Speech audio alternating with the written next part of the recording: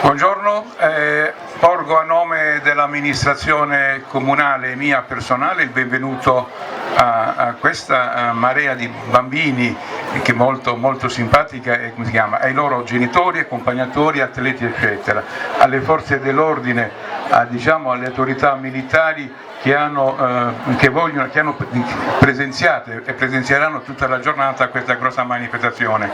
Quale migliore occasione il 2 giugno in concomitanza con questa bellissima manifestazione sportiva, quella di incentivare e di avvicinare i bambini alle istituzioni. È con grande veramente piacere che mi accingo a leggere due brevi messaggi in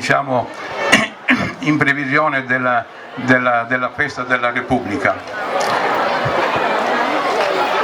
Quest'anno la celebrazione dell'anniversario della nascita della Repubblica si svolge, come dicevo poco fa, in concomitanza di una manifestazione sportiva